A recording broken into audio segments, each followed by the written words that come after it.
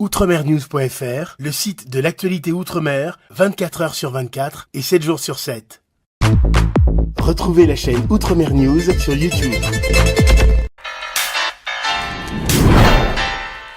RL Location Automobile. Pour toutes vos locations de voitures et utilitaires en Guadeloupe, faites appel à RL Location Automobile. Avec RL Location Automobile, réservez en toute tranquillité 7 jours sur 7, 24 heures sur 24. RL Location vous propose une large gamme de voitures et d'utilitaires au meilleur prix sur le site internet www.rl-location.com.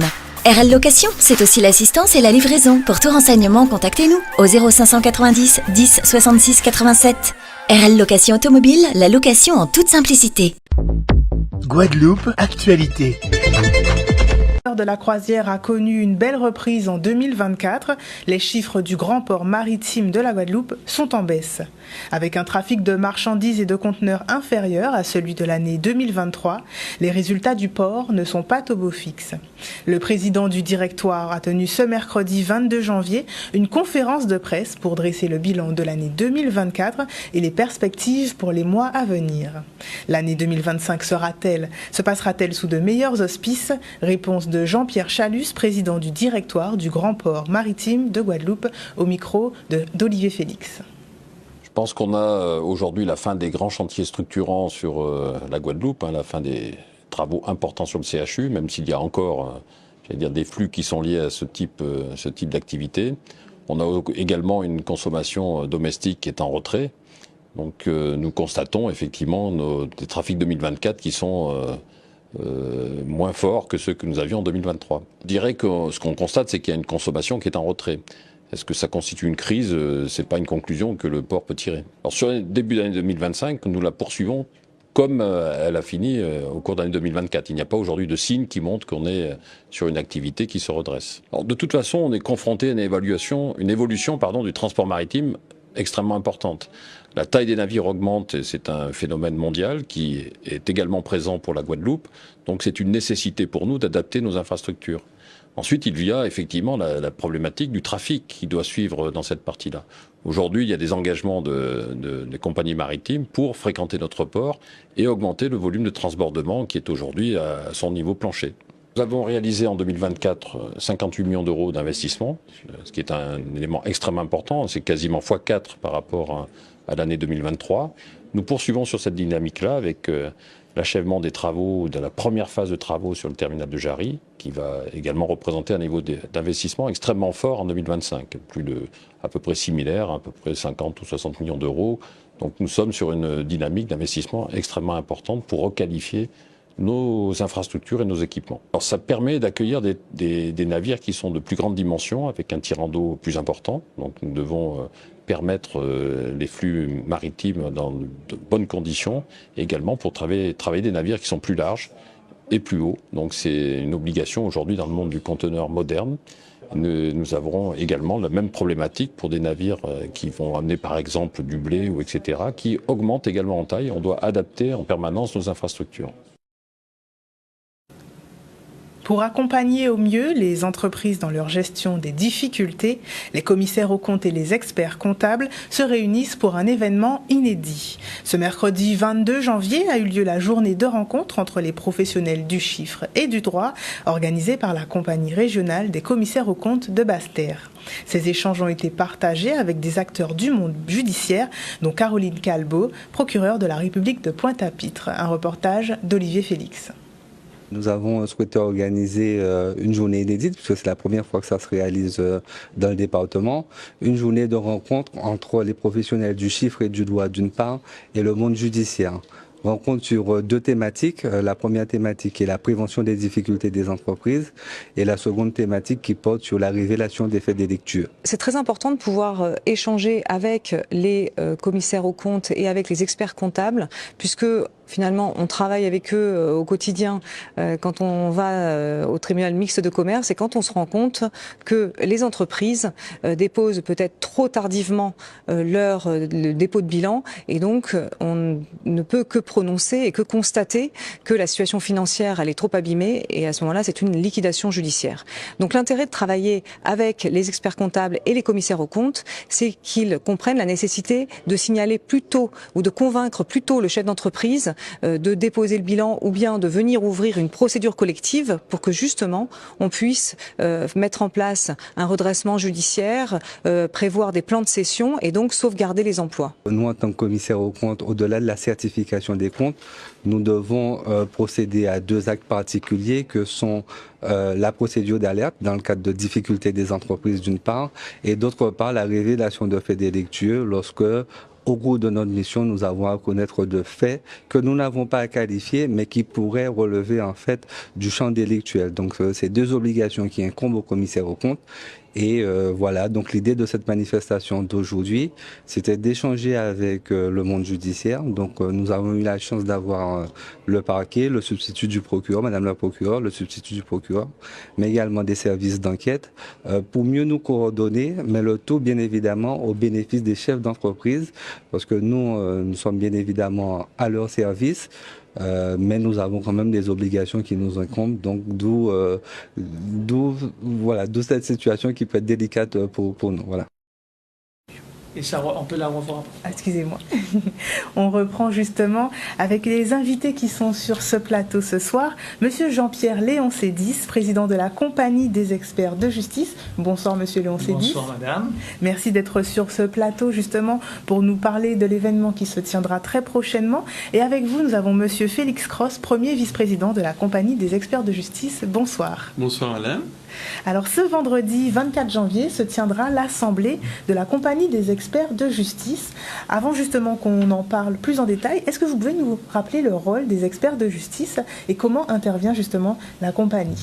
Très bien. Alors la compagnie, regroupe, comme vous le disiez, des experts de justice. Alors pourquoi de justice? Parce qu'en fait, ils sont agréés près de la Cour d'appel de Basse-Terre, c'est-à-dire que chaque expert dans leur spécialité, nous sommes une compagnie pluridisciplinaire, il y a plusieurs activités différentes, médecins, architectes, interprètes, qui présentent un dossier près de la Cour d'appel de Basse-Terre chaque année, au plus tard fin février, et à la fin d'année, ils sont informés en début d'année s'ils sont acceptés ou pas pour rejoindre la liste de la Cour d'appel.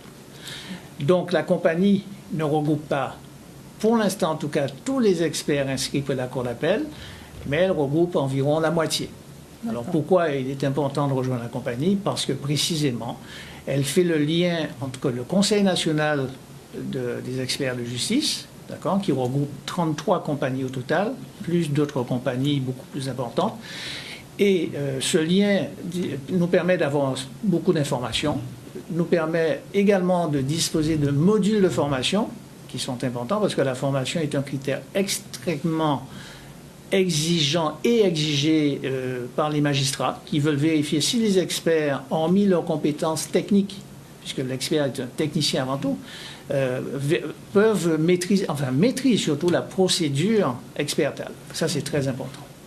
Et donc, notre assemblée qui a lieu vendredi va réunir, bien sûr, les adhérents, mais également des postulants qui souhaitent devenir experts de justice. Donc, ils vont déposer un dossier. Et pour eux, c'est important d'assister à une assemblée générale, de suivre une formation. Nous aurons une formation validante pour les experts déjà inscrits, qui sont membres de la compagnie, y compris ceux qui ne sont pas à la compagnie, qui sont experts de justice, mais qui souhaiteraient la rejoindre. Et c'est ce que nous souhaitons le plus, parce que plus nous serons nombreux, plus nous pourrons faire savoir au niveau du public en général, mais aussi des institutions, notre rôle.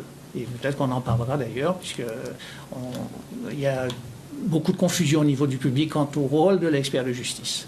Très bien. Il y a encore justement certainement des zones d'ombre. C'est important justement que le grand public puisse comprendre ce qu'il en découle donc du rôle d'expert de justice. L'expert de justice, il est expert de justice quand il est nommé par le magistrat dans une mission. Il est en fait un peu le bras droit ou l'œil qui va éclairer le juge dans une procédure, parce que le magistrat n'est pas un technicien du bâtiment, ce n'est pas un technicien, vous faisiez une émission sur les commissaires aux comptes, ce n'est pas un expert comptable, il ne fait pas d'évaluation immobilière, donc il a besoin d'un technicien qui a une très bonne expérience, mais qui aussi maîtrise la procédure expertale. L'expert ne dit pas le droit, seul le juge peut le faire.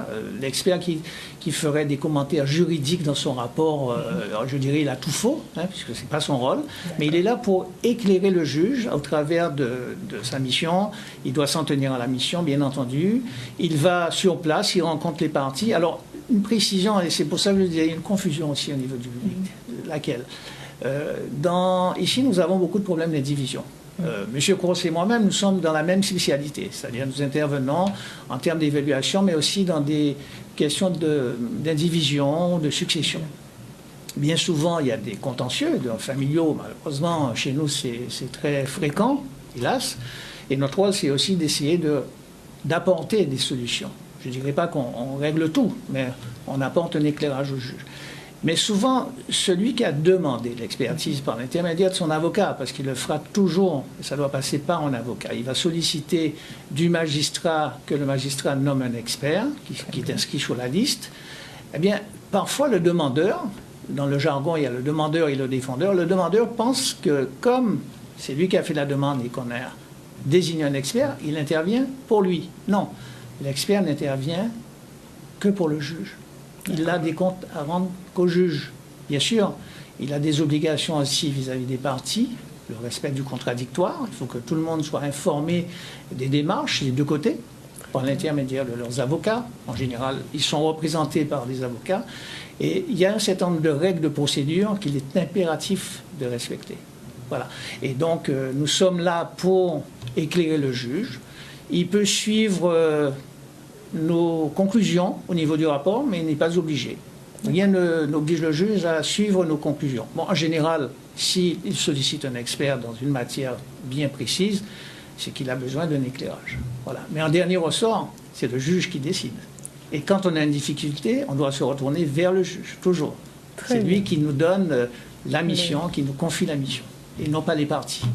C'est un point important quand même qu'il faut souligner au niveau du public, parce qu'on a parfois Monsieur Cross, on est dans la même spécialité, souvent on a un peu ce genre de réflexion, je dirais, mais qui sont légitimes, parce que ce problème de compréhension, je vous dirais, parce que le monde judiciaire est quand même très vaste, et c'est, même pour ceux qui pratiquent, c'est pas toujours évident. Donc, bien voilà. sûr. Et donc, notre rôle aussi aujourd'hui, en termes de communication, nous ne faisons pas beaucoup parler de nous au niveau de la profession. On n'est pas là pour faire de la publicité, c'est pas ça. On est là surtout pour communiquer à travers nos actions, et quel est vraiment notre rôle en tant qu'expert de justice. Et bien sûr, on peut intervenir dans le même domaine, mais à titre privé, par exemple, à titre amiable. Très bien. Et c'est pourquoi, justement, il est important pour le grand public de connaître des événements tels que votre Assemblée générale. Quels seront, justement, les objectifs et les thèmes abordés, justement, au cours de cette journée? Vous nous préciserez également le lieu et les dates pour que, aussi, peut-être les experts de justice qui pourront rejoindre la compagnie soient informés. Monsieur Cross, comme moi-même, nous pouvons répondre. Moi, je ne vais pas monopoliser, puisque nous sommes tous les deux invités, nous sommes tous les deux là au même titre. Donc, puisque vous me laissez la parole, mais il pourra préciser des choses qui m'échapperaient. Alors, notre assemblée a lieu le 24. Elle se déroulera dans un hôtel du Gosier. On va faire de publicité, mais on peut peut-être le dire. C'est l'hôtel Salaco, c'est là que nous allons nous réunir en début d'année, donc ce 24 janvier. Il y aura une formation validante qui sera animée par un expert agréé par la Cour de cassation. Nous sommes des experts inscrits près de la Cour d'appel, des experts judiciaires près de la Cour d'appel de la Serre, mais il y a un cran un peu au-dessus pour des experts qui ont une très grosse expérience, qui sont eux agréés par la Cour de cassation. Et là, on a un expert qui viendra, c'est pas la première fois d'ailleurs qu'il vient en Guadeloupe. Il va nous faire une formation sur la procédure civile et un parallèle avec la procédure pénale. Il y a aussi la procédure administrative, mais là, il s'agira de la procédure pénale. L'après-midi, nous aurons une table ronde, et c'est vrai que nous aurons l'avantage d'avoir deux magistrats, la présidente du TJ, tribunal judiciaire de Basse-Terre, je fais court, la première vice-présidente du TJ, tribunal judiciaire de Pointe-à-Pitre. Nous aurons également ce formateur, un commissaire de justice, un notaire et un avocat qui représente la nouvelle bâtonnière qui sera présente aussi à cette table ronde, plus un expert de justice qui sera le modérateur. Et le thème, ce sera le secret des affaires et toujours dans le cadre de notre activité d'expert, le principe du respect du contradictoire, puisque c'est un élément clé de nos activités d'expert de justice. Si on ne respecte pas ce principe de respect du contradictoire, nos rapports peuvent être purement et simplement annulés par le juge à la demande d'un avocat, par exemple. Donc il faut être très vigilant sur ces règles procédurales. Voilà, très bien. Entre autres. Je vous remercie. Monsieur Cross, vous souhaiteriez ajouter un mot ? Oui, je pense que mon confrère, monsieur Leoncidis, a tout dit. Il est vrai que quand le tribunal nous envoie cette mission, donc on doit vérifier qu'on n'a pas travaillé pour l'une des parties. Dans un premier temps, on doit les convoquer. Une fois qu'on a accepté la mission, donc, on les convoque. Les parties nous envoient leurs pièces. Une fois tout dépend de la spécialité de l'expert, il les reçoit soit sur le lieu du litige ou à son cabinet, mais toujours de manière contradictoire. Pourquoi contradictoire ? Il ne faudrait pas qu'une partie pense qu'elle est lésée par rapport à l'autre et tout le monde doit détenir les mêmes informations. Donc, comme M. Leoncidis disait à l'instant, donc nous sommes là pour éclairer le juge sur, on doit dire les faits. D'accord. Le juge va nous poser un certain nombre de questions. Est-ce que, pourquoi, on va prendre un exemple dans le bâtiment, pourquoi le bâtiment se fissure? Est-ce que il y a une partie qui n'a pas mis en œuvre correctement l'ouvrage? Pour prendre cet exemple.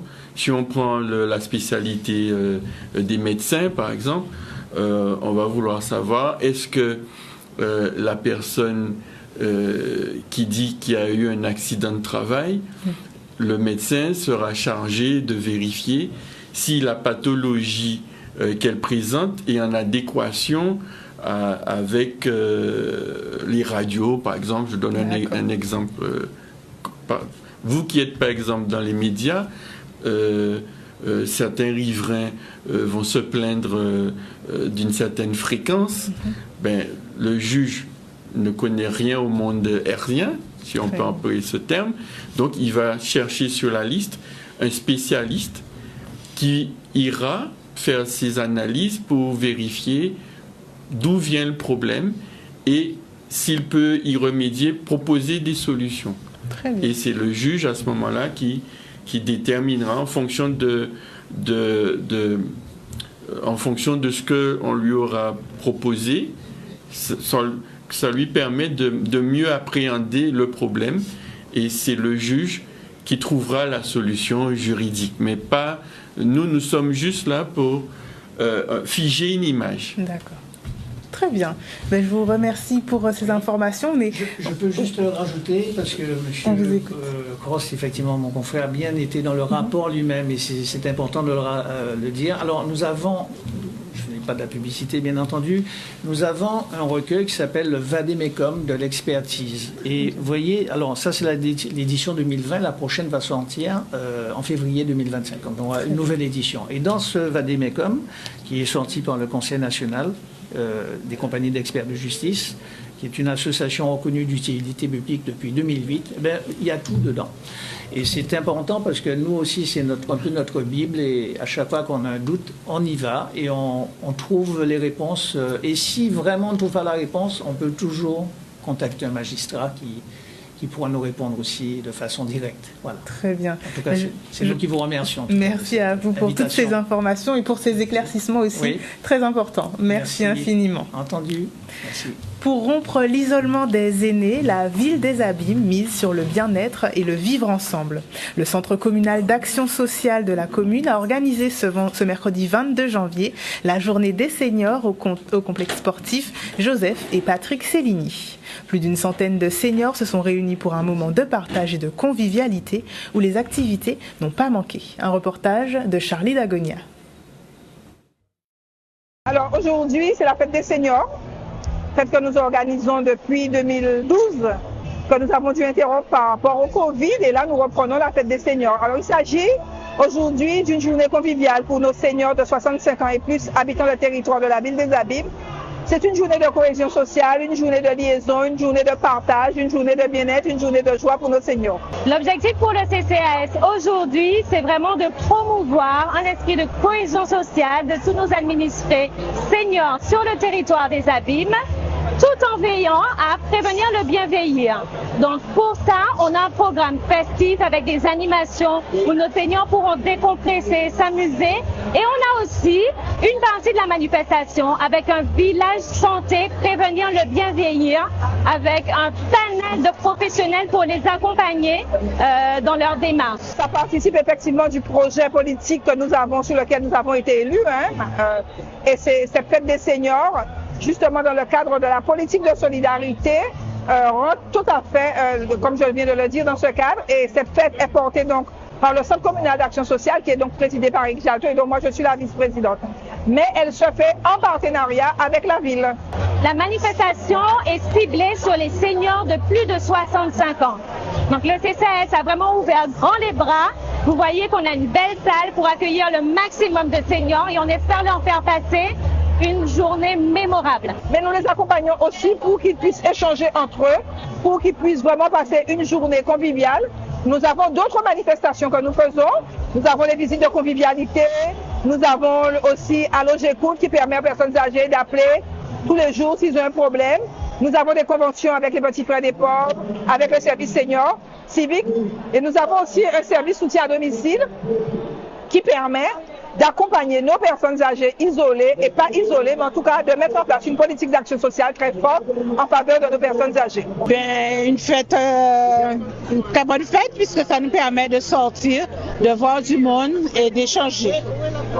Bien approprié, bien sûr, on a besoin de ça pour se retrouver, se échanger et tout ça. Voilà, c'est super. Alors là, moi, je viens pour découvrir pour la première fois, mais c'est bien organisé, c'est pas mal. Moi, j'apprécie cette journée. Donc, déjà, merci, monsieur le maire et le CCAS des Abîmes d'organiser cette journée. Sur l'isolement, ça permet aux seniors comme moi, comme les autres, de sortir même une journée et de se sentir un petit peu en vie. À l'aéroport Guadeloupe-Maryse Condé, l'art et la littérature se mêlent sous le regard de quelques privilégiés. Ce mercredi 22 janvier, une œuvre de l'artiste peintre Joël Nanquin a été dévoilée dans le salon VIP de l'infrastructure aéroportuaire. Cette toile accueillie avec ferveur est empreinte de la mémoire de l'écrivaine Maryse Condé et du talent du peintre sous le signe de l'amitié. Un reportage de Charlie Dagonia. On fait, je dirais, une synthèse entre la littérature avec Maryse Condé, puisque l'aéroport porte le nom de Maryse Condé après une décision du président Richard Luce, mais aussi le fait de pouvoir honorer l'un des plus grands peintres guadeloupéens, qui est Joël Nanquin. Et donc, on sait la proximité qu'il y avait entre Joël Nanquin et Maryse Condé. Et c'est tout naturellement que nous avons aujourd'hui acheté cette toile qui va rentrer dans le fonds régional d'art contemporain de la région Guadeloupe. Une fierté d'être dans mon pays avec les miens qui reconnaissent un travail, c'est ça ma fierté. Être à l'aéroport, c'est un lieu, mais ça aurait pu être dans n'importe quel lieu public en Guadeloupe. Donc pour moi, ce qui est important, c'est d'être dans ce patrimoine-là. Donc en tant qu'artiste, ça me fait plaisir, ça m'honore. Nous avons, nous, à l'aéroport, commencé à rendre hommage à Maryse Condé dans le processus d'éponymie à travers une manifestation qui était effectivement culturelle et artistique autour de la littérature et de l'art. Et c'est à cette occasion que l'artiste Joël Nanquin a créé cette toile en s'inspirant du roman La vie sans phare de Maryse Condé. Donc nous sommes toujours dans cette dynamique d'éponymie de l'aéroport. Et aujourd'hui, effectivement, l'hommage est rendu à Maryse Condé. Nous rendons hommage aussi à une grande figure, je dirais, de la culture guadeloupéenne. C'est une conversation avec Maryse Condé. Et les conversations, les paroles, c'est dans l'esprit. Donc les gens qui verront l'œuvre vont l'interpréter avec leur connaissance de Maryse Condé, s'ils voudront mettre dedans dans l'échange, en fait, c'est ça. Moi, je ne suis pas là pour décorer, ni non plus, il faut le dire, pour illustrer l'œuvre de Maryse Condé. C'est pas une illustration de l'œuvre de Maryse Condé. C'est une peinture réalisée à partir d'un univers que je partage, et voilà. Chacun pourra interpréter sa façon. Je suis très contente parce que ça veut dire que finalement, ils mènent ce combat en duel. Vous savez, Maryse Condé et Joël sont des gens qui ont une certaine vision de la Guadeloupe. Tout le monde le sait. Ce sont des gens très intransigeants qui demandent, en tout cas, qui ont toujours été à la tête de la recherche d'une justice, d'une égalité et d'une amélioration des conditions. Donc, ce sont des gens qui regardent dans la même direction. Ah, Maryse Condé, bien sûr. Maryse Condé, égoïstement, je dirais que c'était une amie avec laquelle j'ai eu l'occasion de discuter bien souvent. Et nous avions souvent aussi les points de vue sur le pays qui nous rapprochaient. Mais Maryse Condé, au-delà de nous, la Guadeloupe, nous a porté dans le monde. Et c'est une vision. En littérature, nous avons besoin de beaucoup de Maryse Condé. Ils vont à coup sûr faire travailler vos zygomatiques. 5 artistes de Guadeloupe, Martinique et d'Hexagone se réunissent sur la scène du Guada Comedy Club. Ce nouveau spectacle de stand-up vous fera découvrir des talents émergents à l'humour rafraîchissant. Un atout pour le bien-être et la santé mentale. Maxime Morel a rencontré l'artiste Sabine Kloss qui se produira ce vendredi 24 janvier au Gosier. Bonsoir, eh bien moi c'est Sabine Kloss, je suis une Belge d'origine installée ici depuis 4 ans. J'ai fondé Impro Guadeloupe et là l'objectif c'est de pouvoir développer plein de plateaux de stand-up avec des artistes d'ici et d'ailleurs et c'est ce qu'on vous propose ce vendredi à l'Infini. Vous voyez cette femme qu'on voit dans les films qui a un charisme monumental et elle est là avec sa robe, ses magnifiques talons et elle vient s'asseoir de manière totalement élégante au bar de son hôtel entre 2 avions. Et elle arrive sur cette chaise haute, on a dit de manière élégante. C'est le moment où vous tournez, histoire que je puisse vivre mon fantasme. Le Guada Comedy Club, c'est un plateau qu'on organise cette fois-ci avec des super talents qui viennent de Martinique et de France à l'occasion du festival anti-stress qui se fait en Martinique avec le Martinique Comedy Club. Et du coup, c'est une coproduction Martinique-Guadeloupe pour faire en sorte de pouvoir voir des talents en train d'émerger et en train de tout péter à Paris pour le moment et d'en profiter dans nos îles. Seul, on va plus vite. Ensemble on va plus loin, c'est ça l'idée et puis le but c'est de célébrer toute cette richesse guadeloupéenne, martiniquaise, antillaise, tous ces talents qui sont là, qui ont des choses à dire, qui ont très envie de nous faire rire avec des vrais sujets, que ce soit l'amour de soi, le corps, que ce soit nos orientations sexuelles, que ce soit la vie chère, il y en aura pour tous les goûts et c'est ça l'idée, c'est de venir faire son marché dans tout ça. L'invitation, c'est de venir ce vendredi à l'Infini, l'ancien Cheyenne à Gosier, pour découvrir 5 artistes, dont moi, et 4 qui viennent de la Martinique. L'ouverture des portes à 19h, le spectacle commence à 20h, et ce sera 1h30 de rigolade franche entre personnes qui ont envie de passer un bon moment. Outremernews.fr, le site de l'actualité Outre-mer, 24h sur 24 et 7 jours sur 7. Retrouvez la chaîne Outremer News sur YouTube.